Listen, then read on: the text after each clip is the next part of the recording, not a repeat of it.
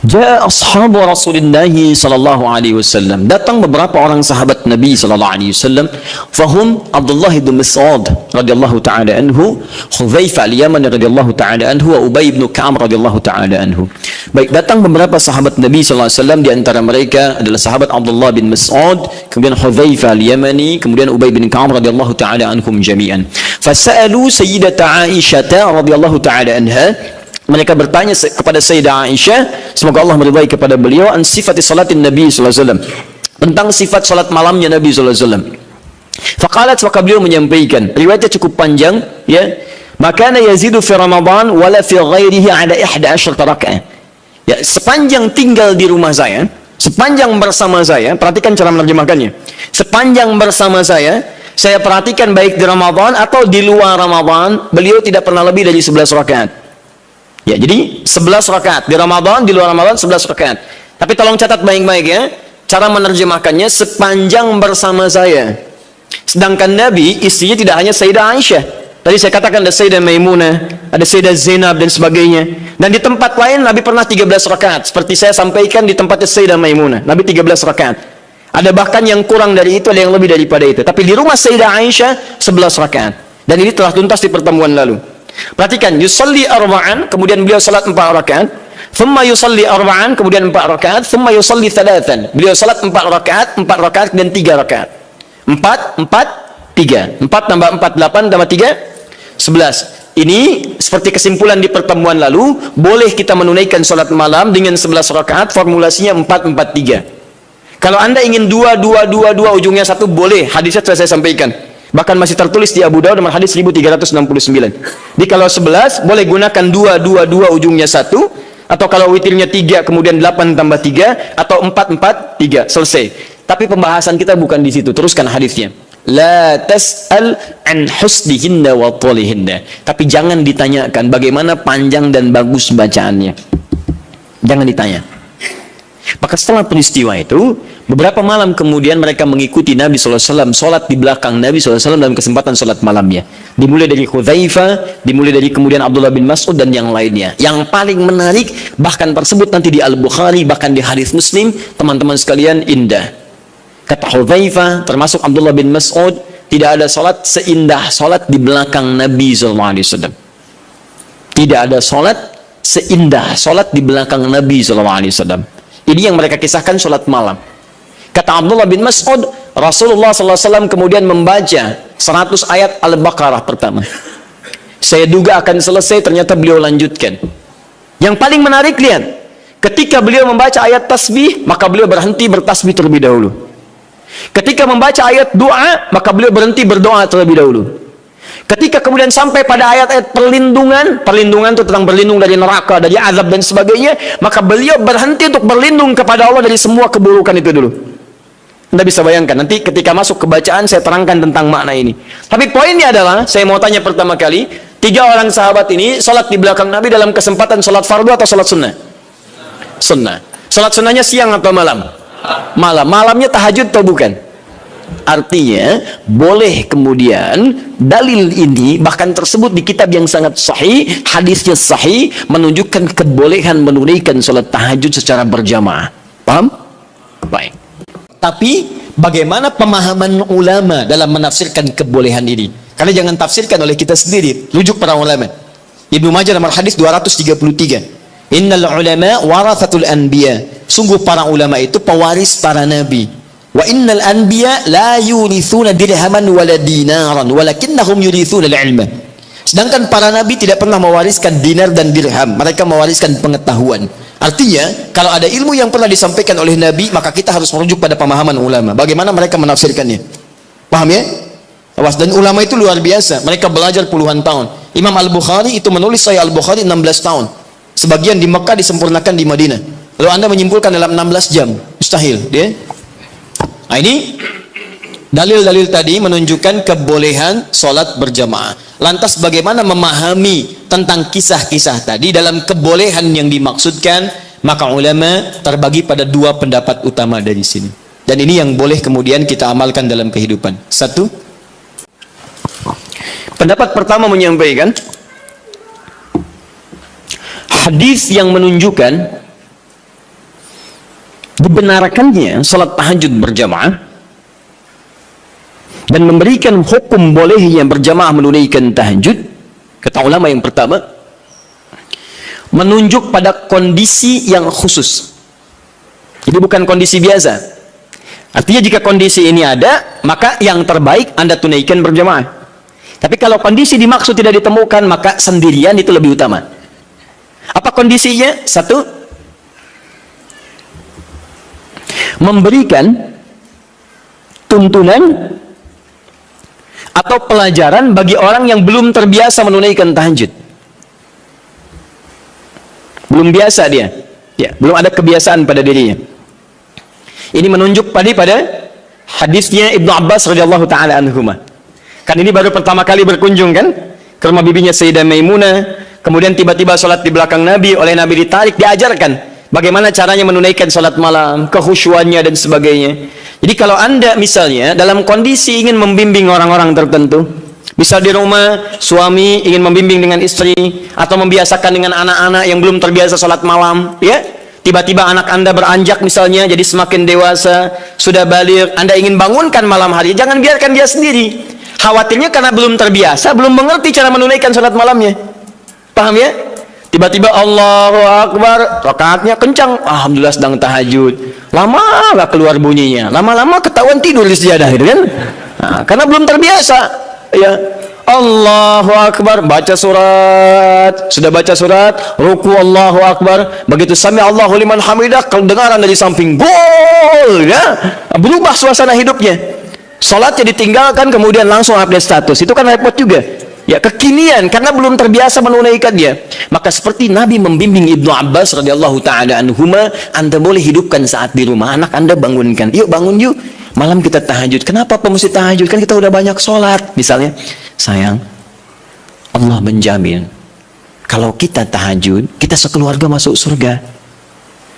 Allah sudah menjamin surga kita di dunia, tapi Allah belum menjamin surga kita di akhirat. Bapak takut kalau di dunia kita bersama, di akhirat kita berpisah. Alhamdulillah, tidak ada yang bisa menyatukan kita kecuali amal soleh kita. Yuk bangun, tolong papa mama supaya memudahkan hizab saat di akhirat. Bangun. Kenapa papa mesti bangun? Kan capek. Sayang, justru ketika kamu sholat sekarang, hidup kita besok akan dimudahkan oleh Allah. Allah sudah berjanji, kalau kita bangun malam ini, maka pekerjaan kamu besok akan mudah, sekolah kamu akan mudah, pelajaran kamu akan mudah, dan seterusnya. Maka teman-teman cari aura-aura positif untuk menghidupkan itu. Bangun malam, itu indah. Itu indah. Guru di sekolah punya program misalnya, ya, ada mabit, ada macam-macam, malamnya dibangunkan, boleh, silakan cari imam bagus, kemudian hadirkan suasana malam, sholat itu boleh, sah, nggak ada masalah. Baik, dua, dalam rangka melatih atau menghadirkan kekhusyuan, dalam rangka melatih atau menghadirkan kekhusyuan, juga menyempurnakan hafalan Al-Quran. Melatih, menghadirkan kekhusyuan, juga menyempurnakan hafalan Al-Quran. Ini kebolehan ini diikat pada suasana yang kedua ini. Contohnya tadi peristiwa beberapa sahabat tadi. Ya, mereka biasa salat malam. Cuman ingin bertanya bagaimana salat malamnya Nabi. Ingin merasakan kekhusyuan tersendiri. Dimaksudnya pengalaman itu nanti bisa dibagi dengan sahabat lain ketika mengimami. Visi sahabat begitu Pak, Bu. Di sahabat-sahabat ini kadang ngejar Nabi supaya bisa diamalkan lagi dalam kesempatan lain. Misal Mu'adz bin Jabal itu ngejar Nabi bagaimana sifat salat fardunya. Begitu mendapati kebiasaan Nabi, oh Masya Allah, begitu Mu'adz salat di belakang Nabi, Allahu Akbar. Salat isya'nya teman-teman sekalian itu sampai Al-Baqarah 100 ayat, baru kemudian selesai salam. Begitu mendapatkan pengalaman itu, Mu'adz kemudian pergi ke tempat beliau jadi imam. Saat jadi imam, beliau imami persis sama dengan cara mengimami Nabi. Isya'nya Al-Baqarah, rakaat pertama 100 ayat, rakaat kedua 100 ayat yang lainnya. Jadi selesai kemudian salat Isya 200 ayat paling minimal. Kadang-kadang selesai ke Al-Baqarah. Begitu lihat makmum ke belakang, mulai berkurang. Kata Mu'adz, munafik nih orang-orang, nggak mau salat dengan saya. Karena tanda orang munafik salah satunya adalah malas menunaikan salat Isya dan salat subuh. Keberatan para sahabat yang disebut munafik oleh Mu'adz. Kami tidak munafik, diadukan pada Nabi. Begitu diadukan, Mu'adz dipanggil. Mu'adz, kenapa? Ya Rasulullah, saya imami mereka salat malam, salat Isya, mereka tiba-tiba menghilang. Ada yang lemas, ada yang tidak ikut. Mereka munafik. Bukan kata Anda munafik orang-orang malas salat Isya? Lalu ditanya oleh Nabi, kenapa kalian tidak ikut sholat dengan Mu'adz? Ya Rasulullah, bukan kami nggak ikut, cuman kepanjangan. Kami udah kerja begini capek, diimamin begini, kami juga capek kan ya. Nah itu zaman Nabi sudah ada. Sudah ada sebagian seperti itu. Maka kata Rasulullah, kenapa Mu'adz kamu terlampau panjang? Kata Mu'adz, ya Rasulullah, saya akan ikut Anda. Anda ingin saya begini, saya praktekkan. Tapi Nabi, perhatikan, lebih pintar, karena Allah berikan bimbingan. Ya Mu'adz, perhatikan baik-baik. Saya baca panjang, karena makmum saya itu kamu. Tapi kamu baca panjang, makmum kamu mereka. Tidak sama. Kalimat itu yang di-copy paste oleh sahabat Ali bin Abi Thalib ketika kemudian disoal oleh masyarakatnya pada saat itu. Kata rakyatnya, Ali, kenapa pemerintahan kamu banyak masalah? Pemerintahan pada masa Utsman tidak begini. Umar lebih bagus daripada ini. Abu Bakar lebih bagus lagi. Pemerintahan kamu banyak masalah. Kata Ali, waktu Abu Bakar, Umar, Utsman, rakyatnya saya. Tapi waktu saya, rakyatnya kalian. Itu masalahnya. Paham ya? Baik. Nah, yang tiga sahabat tadi, Abdullah bin Mas'ud radhiyallahu taala anhu, kemudian Ubay bin Ka'ab dan Hudzaifah al-Yamani, itu mencoba merasakan kehusyuan salat di belakang Nabi supaya aura khusyuk itu bisa dipraktekkan sekalipun sedang salat sendirian. Berapa lama sih salat Nabi itu? Berapa panjang? Penasaran kok disebutkan panjang aja, jangan tanya panjangnya. Saya pengen ikut. Berapa lama sih? So, seperti apa bacaannya? Itulah yang kemudian mereka dapatkan dan diabadikan oleh Imam An-Nawawi. Antum beli kitab At-Tibyan.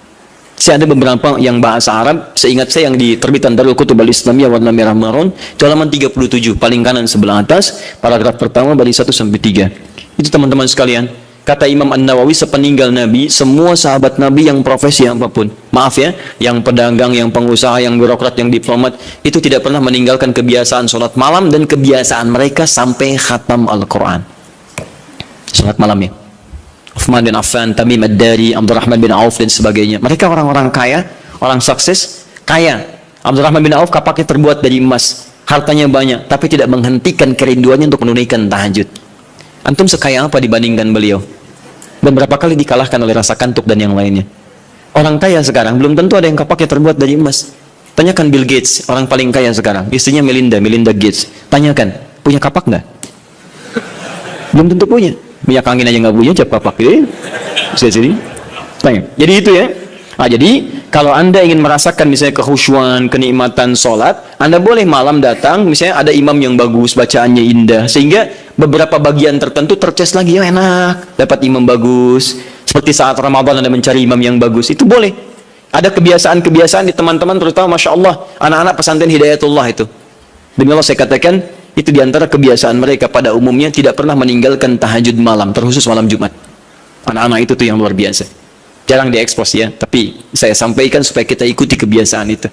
Antum boleh misalnya satu malam cari waktu, terus imam yang bagus, sholat tiba supaya mendapatkan kehusuan tersendiri, itu sah dilakukan. Seperti para sahabat pernah melakukan. Dalilnya ini, hadis sahih, dibenarkan oleh para ulama, dan sah hukumnya. Ini kata para ulama yang pertama, dibolehkan salat tahajud berjamaah dalam konteks ini saja. Ini yang tekstual. Di luar ini, kerjakan masing-masing.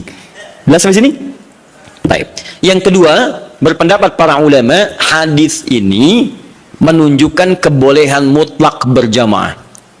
Gak perlu diikat oleh kondisi. Artinya kalau mau jamaah, jamaah aja. Kalau enggak, bolehnya mutlak. Kenapa? Karena Nabi pun tidak memberikan petunjuk syarat khusus. Nabi tidak pernah mengatakan, boleh tahajud kalian kalau ada keperluan aja, atau kalau ingin menghadirkan kehusyuan. Kalau tidak, ya sudah, nggak usah.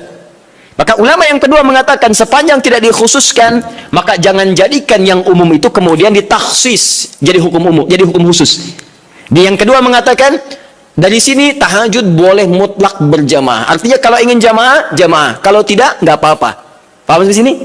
Jadi kalau yang pertama mengikat dengan dua kondisi tadi, kalau tidak ada itu nggak usah berjamaah. Kemudian yang kedua mengatakan ingin sendirian boleh, ingin berjamaah boleh, dan bolehnya boleh mutlak. Artinya kalau ingin silahkan, tidak silahkan. Suami istri bangun malam, pengen tahajud berjamaah boleh, silahkan.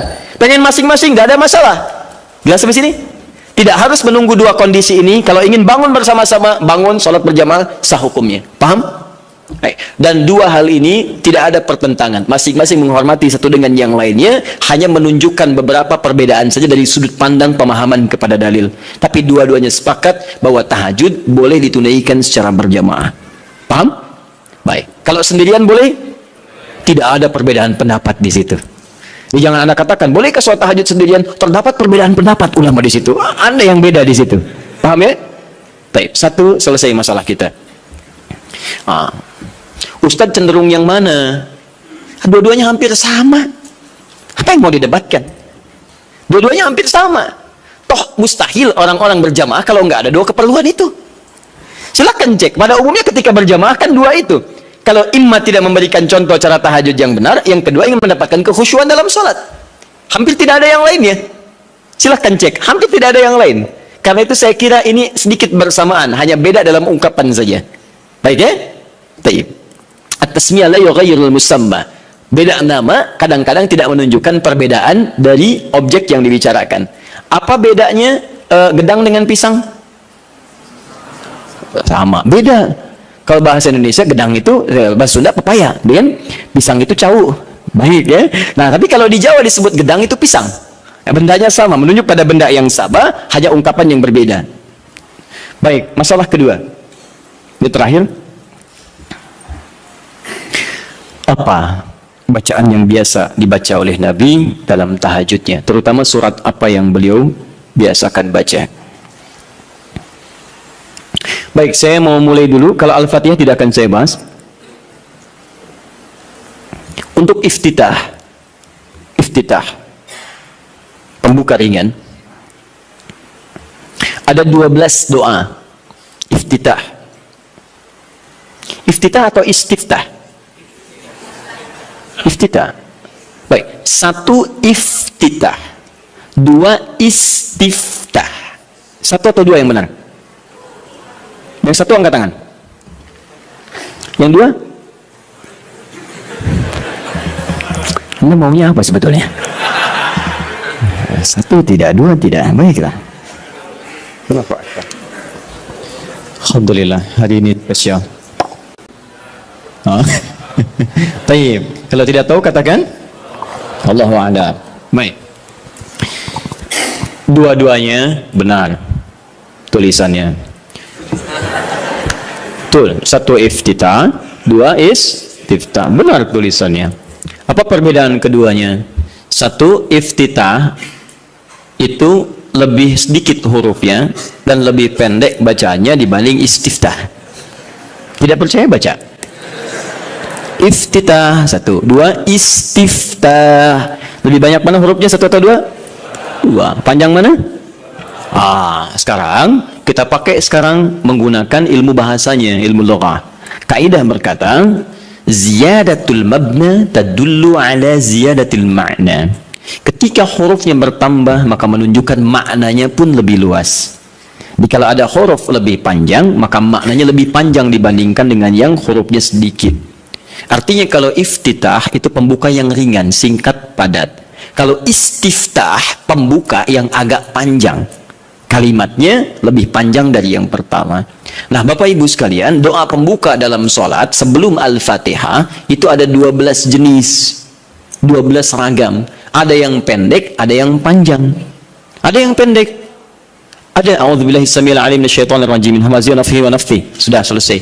Allahu akbar kabira, walhamdulillahi katsira, subhanallahi bukratan wa asila. Selesai. Jadi kalau pendek ada Allahu akbar kabira, alhamdulillahi katsira, subhanallahi bukratan wa asila. Ada. Yang panjang ada. Allahumma ba'id baini wa bainal khataaya kama ba'adta bainal masyriqi wal maghrib. Allahumma naqqi minal khataaya, dan seterusnya.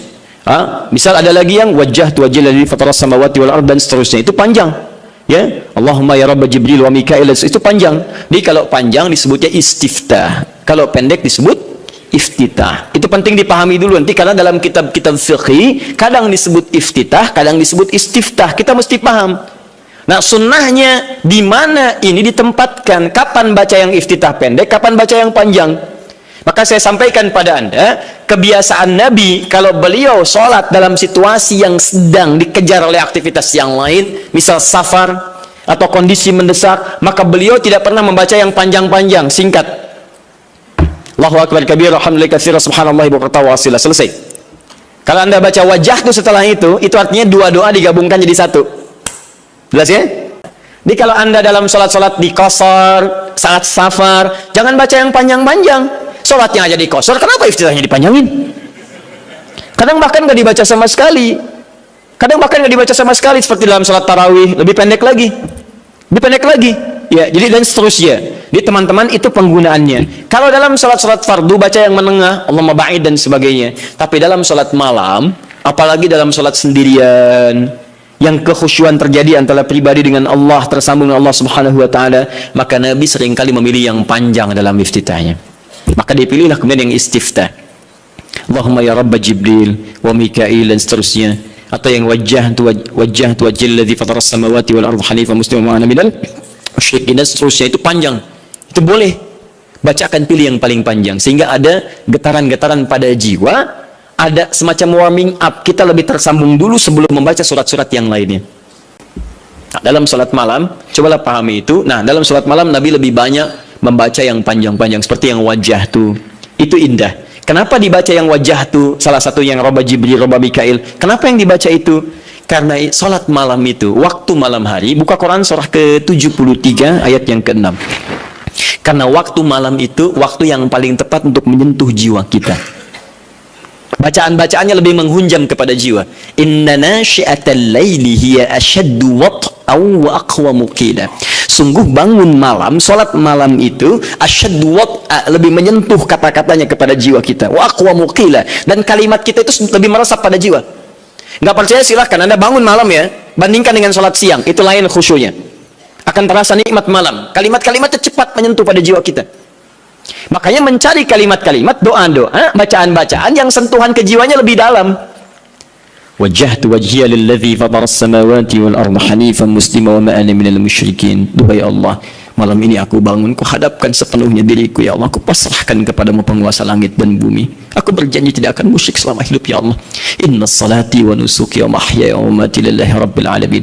Duhai Allah, sungguh salatku malam ini, semua ibadahku, hidupku, atau engkau wafatkan aku di malam ini, wa mamati, atau engkau wafatkan aku di malam ini. Saat Anda bangun malam jam 2, terus ada kalimat itu Anda ucapkan dan Anda paham artinya. Atau engkau wafatkan aku di malam ini ya Allah. Lillahi rabbil alamin. Hamba ikhlas. Kalau itu sudah ketetapan Tuhan penguasa alam. La syarika lahu bidzalika umirtu wa ana minal muslimin. Dan saya ikrarkan mulai hari ini ya Rabb, saya tidak akan berbuat dosa-dosa apalagi musyrik. Dan seperti itu saya diperintahkan, saya komitmen mengerjakan hamba yang terbaik, wa anna minal muslimin. Dan kalau saya diberikan kesempatan untuk hidup esok hari atau sekarang saya wafat, saya berjanji akan jadi orang Islam yang lebih baik lagi. Saya akan makin patuh. Makanya kalau orang baca iftitah atau istiftah dengan bacaan ini dan tidak lebih baik setelah sholat, ada yang salah dengan kata-katanya. Tapi itu indah saat dibacakan di malam hari. Cobalah malam bangun, hadirkan suasana itu, baca dengan baik, dan itu nyaman ke jiwa kita. Kita lebih butuh kalimat-kalimat itu untuk menyentuh jiwa dibanding kesibukan. Sekarang malam itu dibuat seperti siang. Padahal kata Quran, waja'alna al-laila libasa waja'alna an-nahara ma'asya. Malam itu kami desain kata Allah untuk istirahat, siang untuk aktivitas. Sekarang orang dipaksa beraktivitas di malam hari. Ya, maaf ya, yang Piala Dunia itu mereka masih siang, kita yang nontonnya malam. Kita yang malam, mereka siang.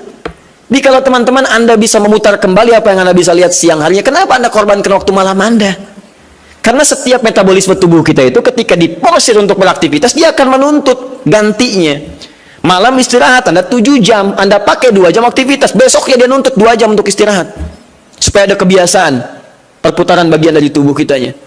Karena itu coba kita pahami ya, orang-orang di luar itu desainnya luar biasa. Kita dipaksa untuk mengerjakan sesuatu yang mereka nggak lakukan.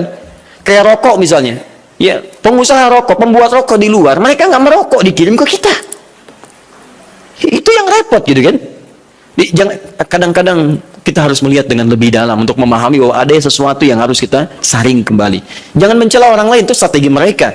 Tapi kita bisa memilih untuk mendapatkan yang baik atau meninggalkan yang buruk dalam kehidupan. Jelas ya? Baik. Ini yang iftitah surah terakhir, dan saya berhenti di sini, dan saya mohon maaf barangkali ini bagian terakhir dari sesi bahasan. Untuk sementara saya tidak membuka tanya jawab dulu karena kami jam 3 harus sudah berada di Bekasi. Surat apa yang dibaca oleh Nabi? Secara singkat ada tiga jenis surah yang umumnya dibacakan oleh Nabi SAW dalam kesempatan salat malamnya. 3 jenis surah. Alhamdulillah. 1, surat yang ringan. Surat yang ringan. Saya tidak katakan pendek ya, tapi ringan, ingat baik-baik. Surat yang ringan yang diisyaratkan bagi para pemula yang menunaikan salat tahajud. Surat yang ringan yang diisyaratkan bagi para pemula dalam menunaikan salat tahajud. Contoh dalilnya Quran surah Al-Muzammil surah 73 ayat 20. Faqra'u ma tayassara minal Quran.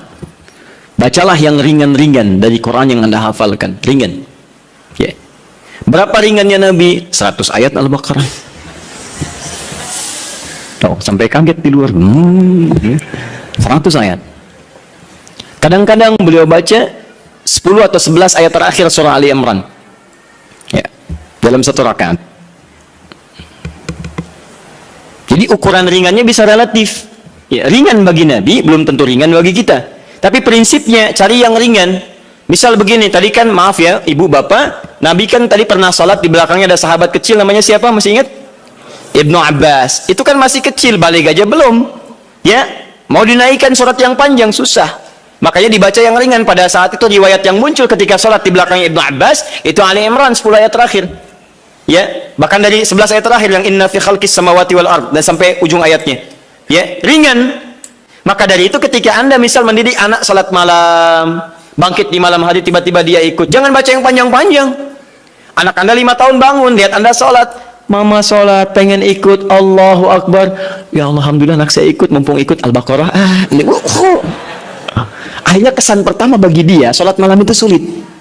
Di begitu Anda melihat anak Anda ikut misalnya yang kecil, atau misalnya yang besar tapi belum biasa berdiri lama, peringan salatnya, wadduha. Sehingga ada merasa enak dia. Oh, ternyata salat malam itu nggak panjang-panjang. Cuman ad-duha. Besoknya alam nashrah. Lebih pendek lagi. Besoknya al-falaq. Masya Allah, naik lagi. Tadinya ikut 2 rakaat. Besoknya 4 rakaat. 6 rakaat. Begitu 11 rakaat. Stabil mulai. Al-Baqarah, Ali Imran, An-Nisa. Karena dia akan bertanya, mah bosan kok ad-duha terus. Cari yang lain dong. Anda naikkan. Al-Baqarah ya. Nggak apa-apa. Bismillah, naik. Dan itu indah. Itu indah. Paham ya? 2. Surah-surah yang tersusun dalam Al-Quran. Surah-surah yang tersusun dalam Al-Quran secara tertib dengan tujuan mengulang yang dihafal atau memperbanyak yang dibaca. Dengan tujuan mengulang yang dihafal atau memperbanyak yang dibaca. Kalau yang tadi yang ringan-ringan, sekarang justru terbalik. Panjang. Jadi panjangnya ini diurutkan. Jadi kalau ada yang sudah hafal Quran, maaf ya, sudah hafal, maka jangan tinggalkan tahajud. Ciri penghafal Quran itu nggak meninggalkan tahajud. Nah, dalam tahajudnya, dia mendesain salatnya itu untuk mengulang hafalan. Itu yang dikerjakan para sahabat. Bahkan ada yang semalam 30 juz. Ada yang semalam misalnya 1 juz dulu. Saya target 30 malam, misal 30 juz. Tiap malam 1 juz. Boleh. Silahkan. Sekarang Al-Baqarah juz pertama. Ya, dari Al-Fatihah sampai Al-Baqarah 141. Misalnya kan? Kemudian malam keduanya 142 sampai 253. Teruskan lagi. 252. Selanjutnya 253 sampai Ali Imran. Terus. An-Nisa. Sampai 30 malam, 30 juz dia selesai. Itu boleh. Ya. Atau misalnya malam, semalam 5 juz. Boleh. Karena gitu ya. Jadi kalau Anda sudah terbiasa menghafal Quran, sehari bisa 5 juz, Bu, Pak. Ya, mengulangnya itu. Mengulang, usahakan ulang. Jadi, subuh 1 juz, zuhur 1 juz, asar 1 juz, maghrib 1 juz, isya 1 juz. Kalau tidak mau capek dibagi 2, setengah juz sebelum subuh, setengah juz setelah subuh. Terus, sehari 5 juz, mulai hari Sabtu. Hari Ahad 10 juz, Senin 15 juz, Selasa 20 juz, Rabu 25 juz, Kamis 30 juz, Jumat berdoa kepada Allah. Khusus berdoa, tidak mengulang. Jumat itu doa minta, ya Allah, Engkau minta salat, saya salat. Engkau minta menghafal, saya menghafal. Engkau minta mengulang, saya mengulang. Engkau minta berdoa, sekarang saya bermohon kepadamu, ya Rabb. Kalau saya sudah salat, saya sudah berinfak, sudah menghafal Quran, belum Engkau kabulkan juga, maka mohon tunjukkan pada saya dengan cara apa lagi saya mesti bermohon kepadamu. Maka doa penghafal Quran ketika dia bisa khatamkan dalam 6 hari itu, Jumatnya mubarakah untuk dia. Itu yang disebut oleh orang Arab Jum'ah mubarakah, Jum'ah mubarakah. Semoga Allah turunkan keberkahan. Nanti yang Anda hafalkan sampai Isya itu diulang malamnya pakai dalam tahajud. 5 juz dibagi misalnya 10 rakaat ya, satu juznya satu rakaatnya setengah juz.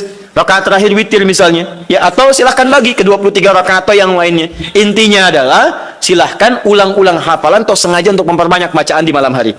Anda hafal Al-Baqarah pengen dipakai tahajud boleh ya, Al-Baqarah 86 ayat bagi 11 misalnya rakaat, silahkan, sah untuk memperbanyak dan mengulang bacaan. Paham? 3. Ini jenis yang terakhir dan ini yang sangat jarang dilakukan. Padahal Nabi itu banyak disebutkan dalam riwayat sering mencontohkan ini. Memilih surah-surah yang sesuai dengan keperluan Anda, kebutuhan Anda. Memilih surah-surah yang sesuai dengan kebutuhan Anda, keperluan Anda.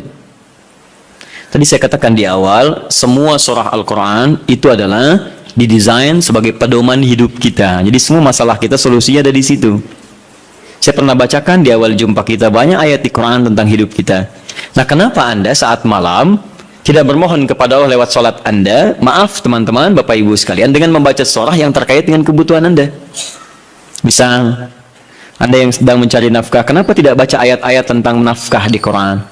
Minta dimudahkan, kan ada. Di Al-Baqarah 168, Al-Baqarah 172, Al-A'raf ayat ke-96 misalnya. Tentang rezeki di Quran 151 ayat ke-22 misalnya. Ada semua. Anda yang sedang kesulitan misalnya di rumah dan sebagainya, kenapa nggak baca ayat-ayat tentang kemudahan? Ya, mudah urusan rumah. Misalnya Quran surah ke-4 ayat 34, 35 itu kan, kalau ada persoalan minta kepada Allah solusinya. Kemudian ada di Quran surah ke-65 ayat 2-3 tentang masalah-masalah yang umum. Anda yang di birokrasi sekarang banyak orang, saya tuh bingung ya, kalau masa-masa pemilihan tuh banyak mengerjakan hal yang tidak perlu. Padahal kata Quran itu di Quran surah 3 ayat 27 kan jelas. Dari 26 sebetulnya sampai 27-nya jelas. Qulillahumma malikal mulki tu'til mulka man tasha' wa tanzi'ul mulka mimman tasha'. Katakan kekuasaan itu hanya milik Allah. Allah berikan pada siapa yang kehendaki. Jadi kalau ada orang baik diberikan supaya kebaikannya menyebar pada rakyatnya. Kalau ada orang jelek kemudian dia bisa naik, untuk ditunjukkan ada yang salah di tempat itu harus diperbaiki supaya dia bisa diganti dengan yang lebih baik. Itu maksudnya. Tapi kekuasaan itu Allah yang tetapkan. Makanya orang-orang yang pandai itu dia akan mendekati Allah. Dia akan memohon supaya diberikan petunjuk. Kalau diberikan, dia lakukan hal-hal yang baik. Maka mendekat dia, baca ayat-ayat itu. Sebetulnya kepala-kepala yang calon pilkada, calon pemimpin dan sebagainya, calon kepala daerah dari mulai yang ringan sampai yang besar, kalau dia paham tentang ayat itu, dia bangun malam, dia minta petunjuk kepada Allah. Itu titipan. Karena kalau cuma jadi pemimpin, Firaun pun pemimpin. Tapi kepemimpinan Firaun diabadikan bahkan dalam Al-Quran sebagai contoh, karena itu belum tentu mengantarkan dia ke surga. Hati-hati. Ada orang yang diberikan kedudukan, dengan itu dia bisa ke surga. Ada orang diberikan harta, dengan itu dia bisa ke surga. Ada orang diberikan pengetahuan, bekal itu untuk ke surga. Ada orang yang hanya diberikan tenaga, karena itu yang membuat dia ke surga. Bilal mendapatkan tenaga, dengan itu dia pakai adzan. Ali mendapatkan pengetahuan, dengan itu dia pakai berdakwah.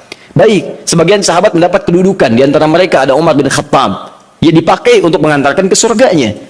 Yang harta benda seperti Abdurrahman bin Auf. Tapi jangan lupa, ada Firaun yang pernah mendapatkan kedudukan, diberi contoh, tapi tidak bisa mengantarkan ke surganya.